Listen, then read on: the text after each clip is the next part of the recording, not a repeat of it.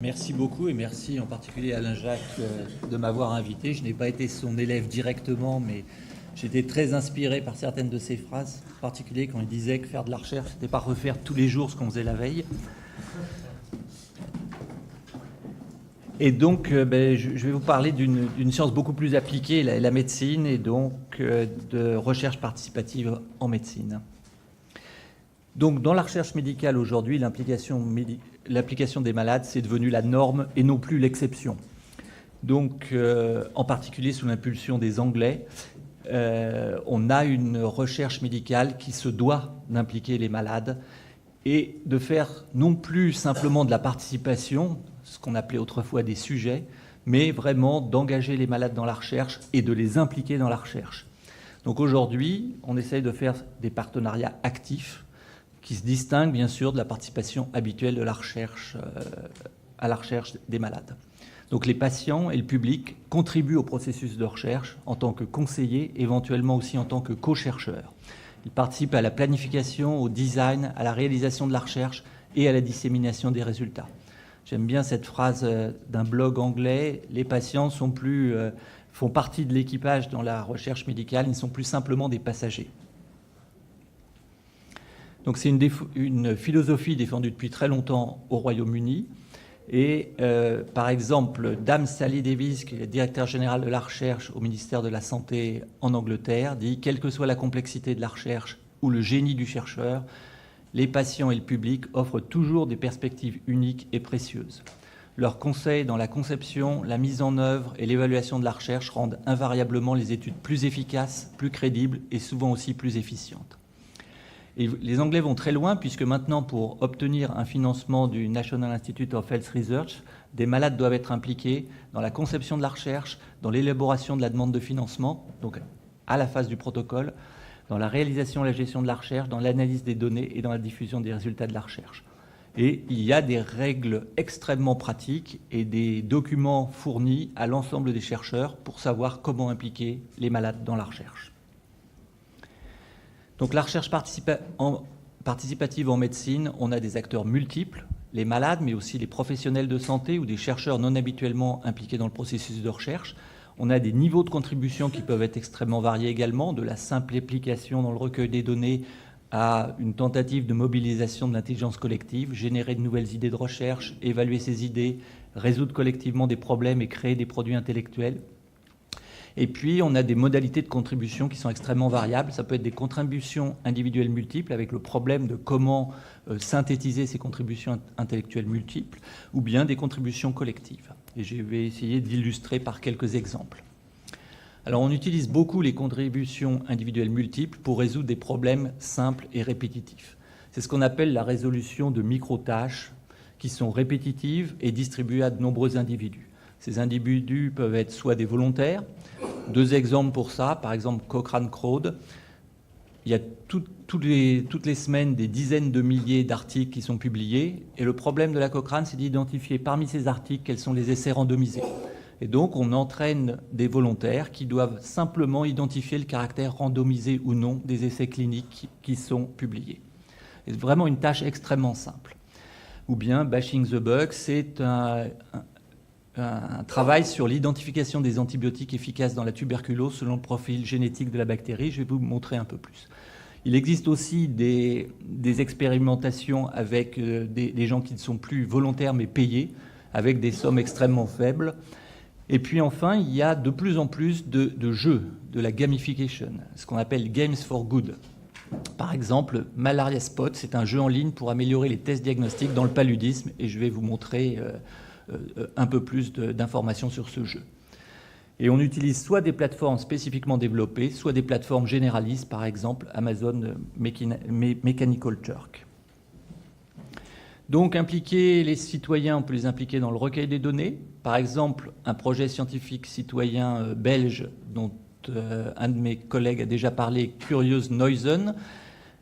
Ce qui est intéressant dans ce projet, c'est que je pense que l'idée du projet est d'origine citoyenne, le financement a été citoyen et la réalisation est aussi faite par les citoyens. Donc l'objectif, c'est de cartographier et de quantifier la variation spatiale de la pollution atmosphérique dans la ville d'Anvers en Belgique.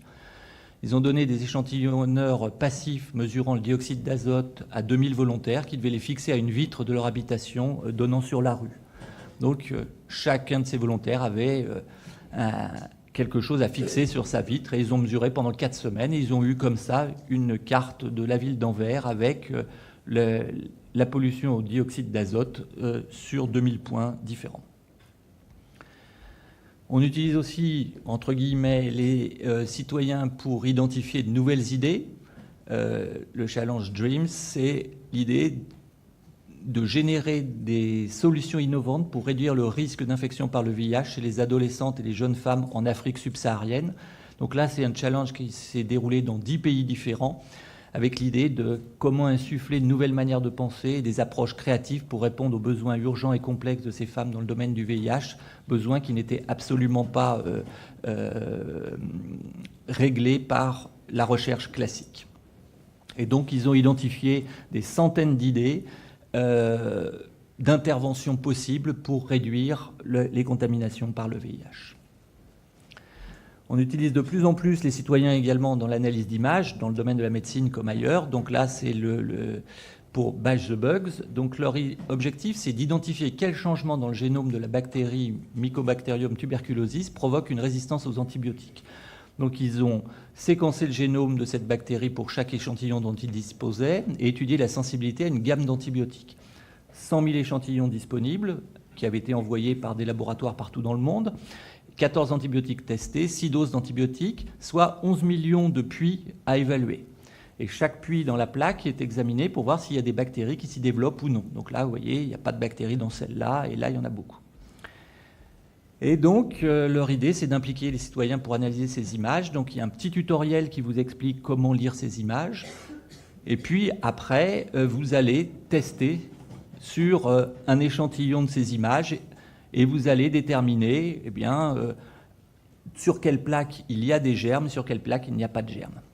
Donc l'idée, c'est vraiment bien que chaque plaque soit examinée par un scientifique. Il se peut que celui-ci fasse parfois des erreurs de classification. Je sais que pour toute activité humaine, il y a des erreurs de classification. Ils ont montré que l'analyse automatique des images était difficile à réaliser parce qu'il y avait des problèmes techniques, des risques d'erreur liés à des ombres, des bulles d'air, etc. Et leur approche, c'est qu'en combinant l'opinion des experts avec le consensus des évaluations des bénévoles, eh bien, ils peuvent avoir une évaluation beaucoup plus précise de chaque plaque. Alors, impliquer les citoyens dans l'analyse d'images, on le fait aussi via des jeux. Ici, c'est un jeu pour identifier les espèces de Plasmodium, donc le parasite responsable du paludisme dans les différentes régions du monde, et puis aussi pour aider à développer des systèmes de dépistage extensibles, rapides, ubiquitaires et précis. Donc il y a un jeu qui s'appelle Malaria Spot Bubbles, et l'idée c'est d'identifier les différentes sortes de Plasmodium, donc Plasmodium vivax, Plasmodium falciparum, etc., parce qu'il y a des conséquences sur le traitement du paludisme. Donc c'est vraiment un jeu, présenté exactement comme un jeu, avec des règles dans ce jeu. Et ils ont montré qu'en un mois, des joueurs de 95 pays avaient joué à plus de 12 000 parties, généré une base de données de plus de 270 000 clics sur les images testées. Et ce qu'ils ont montré, c'est que 13 parties de joueurs entraînés pendant 1 minute permettent de compter et d'identifier les parasites de manière aussi exacte qu'un pathologiste entraîné, avec une exactitude de 99%. Alors on essaye aussi de répondre à des questions plus complexes en mobilisant l'intelligence collective. Donc là, l'idée, c'est vraiment de créer des produits intellectuels en mobilisant des malades, des professionnels de santé ou des chercheurs. Donc on peut soit réaliser des compétitions ou challenges, comme ça se fait dans d'autres domaines. Je vais vous montrer 2 exemples, Sprint et les Challenge Dreams. Soit, encore plus complexe, créer des écosystèmes de résolution de problèmes, ce qu'on appelle des problem-solving écosystèmes, qui peuvent être soit en réel ou en face-face. ECOPEN vous sera présenté cet après-midi par Mehdi Benchoufi, soit virtuel, et je vais vous montrer un exemple anglais, Public-led Online Trial Infrastructures and Tools. Alors les challenges, 2 exemples de challenges. Le New England Journal of Medicine, qui est un journal relativement important en médecine, a publié un article sur un essai clinique qui s'appelait Sprint, qui est un essai de grande taille avec plus de 9000 participants, sur le contrôle intensif de la pression artérielle versus le traitement usuel chez les patients à risque. Et comme il y avait une grande quantité de données, eh bien, ils ont proposé de faire un challenge sur l'analyse de ces données pour essayer de répondre à d'autres questions en utilisant ces jeux de données. 144 soumissions ont été soumises à ce challenge, 3 prix étaient décernés, et le premier prix a été pour un nouvel outil décisionnel pour calculer la balance bénéfice-risque au niveau individuel du contrôle intensif de la pression artérielle. Il y a d'autres challenges qui sont faits, en particulier dans les domaines de l'informatique médicale. Par exemple, Dream Challenge organise tous les 3 ou 4 mois un nouveau challenge sur des problèmes de plus en plus complexes. Et ce qui est intéressant, c'est que ça peut conduire à des travaux de très grande qualité. Par exemple, le Dream Challenge d'il y a 2 ans, je crois, sur le cancer de prostate, a été cité comme un des articles les plus importants de l'année dans le Yearbook of Medical Informatics. Donc, on utilise aussi plus prosaïquement l'intelligence collective pour améliorer la qualité de protocoles de recherche clinique. Un exemple a été publié il y a quelques années sur l'utilisation d'une plateforme de crowdsourcing pour guider la conception d'un essai clinique, explorant un médicament antidiabétique, la metformine, dans le cancer de prostate. Donc là, ils ont envoyé des mails à des listes de chercheurs du domaine identifiés grâce à des bases de données bibliographiques. Ils ont envoyé aussi des mails à des associations de malades et ils sont passés aussi via des groupes de discussion sur les réseaux sociaux. Et ils ont obtenu les commentaires de 60 médecins-chercheurs et de 42 patients. Et le résultat, c'est que cet apport collectif a donné lieu à 9 changements du protocole original avec 4 modifications majeures, 5 modifications mineures, y compris des modifications de critères d'inclusion et des procédures de l'étude.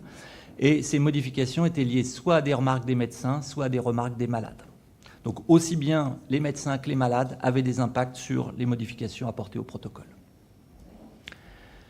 Alors en Angleterre, ils ont créé à Oxford une plateforme qui s'appelle PlotIt, Public-Led Online Trial Infrastructures and Tools, qui est une infrastructure qui permet à des groupes de citoyens de réaliser des essais randomisés en ligne, donc des expérimentations randomisées, pour répondre à leurs propres questions de recherche.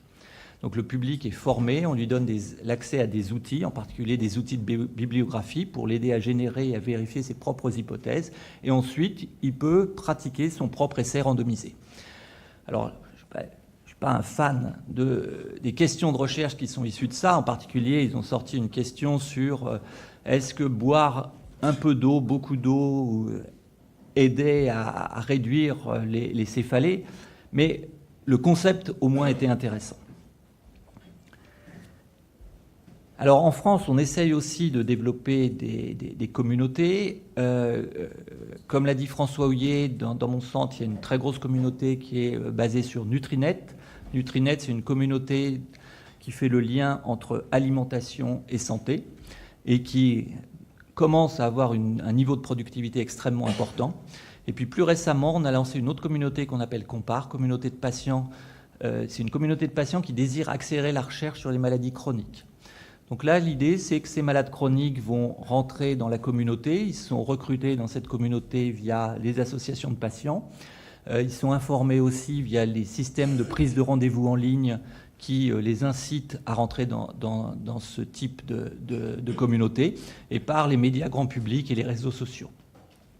Donc dans cette communauté, on a actuellement plus de 18 000 participants.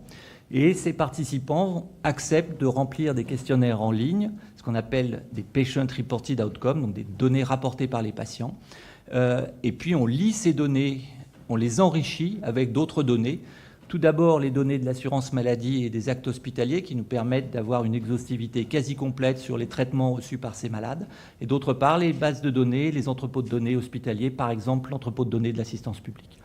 Et des centaines de chercheurs sont impliqués pour réaliser des recherches, soit en utilisant les données de Compare, qui peuvent être des recherches soit observationnelles, soit interventionnelles, soit ça peut être utilisé aussi, cette communauté, pour accélérer des recherches réalisées en dehors de Compare. On est en train de discuter un partenariat avec l'Institut Pasteur pour adresser des malades à l'Institut Pasteur pour créer des bases de données biologiques.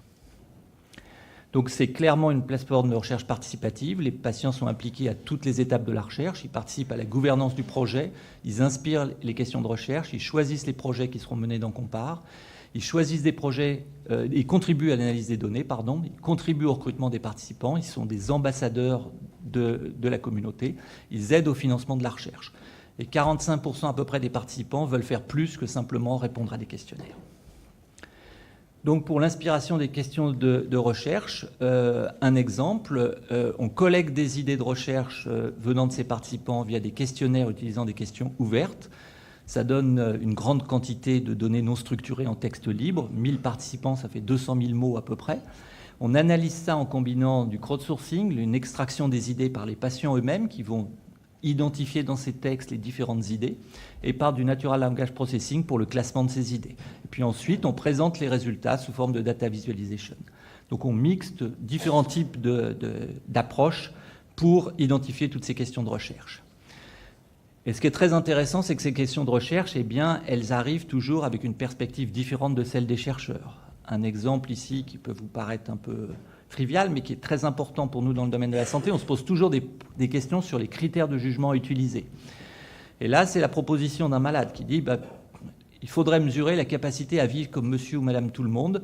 Pour moi, un médicament fonctionne quand j'ai pu aller faire des courses comme tout le monde, quand j'ai pu regarder un film, suivre une conférence jusqu'au bout sans m'endormir.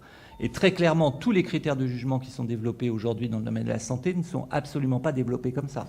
Là, on est vraiment dans quelle est la distance entre la vie que j'aurais eue sans maladie et la vie que j'ai avec la maladie. Et bien sûr, ça inspire les gens qui travaillent sur ces questions de recherche. Et ça peut concerner soit des questions vraiment très conceptuelles sur comment, par exemple, mesurer l'effet d'un traitement, soit des questions beaucoup plus pragmatiques. On utilise aussi ces idées des patients pour améliorer ou tenter d'améliorer leur prise en charge. Donc là, c'est par exemple une analyse collaborative impliquant plus de 1000 malades, 1600 malades, avec des collectes d'idées avec une question ouverte. Si vous aviez une baguette magique, que changeriez-vous dans votre prise en charge ? Donc 3600 idées groupées en 150 propositions uniques pour améliorer soit les consultations, soit l'hôpital, soit le système de santé. Là, c'est le schéma pour la partie consultation. Et à nouveau, des propositions extrêmement originales. Celle-ci, par exemple, partir en vacances plus d'un mois peut parfois être compliqué. Toutes les pharmacies refuseront de donner une avance. Vouloir avoir ne serait-ce qu'une petite réserve est perçu de manière très péjorative. Or, c'est le fondement de toute indépendance.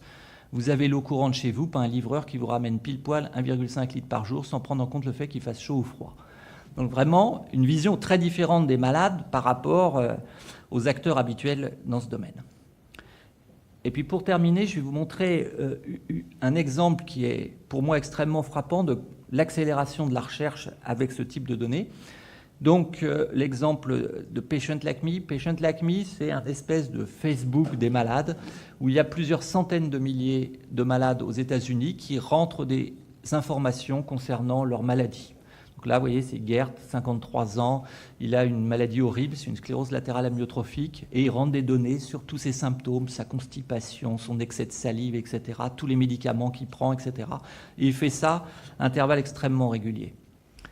Et sort un article dans PNAS disant « Le lithium ralentit la progression de la sclérose latérale amyotrophique ».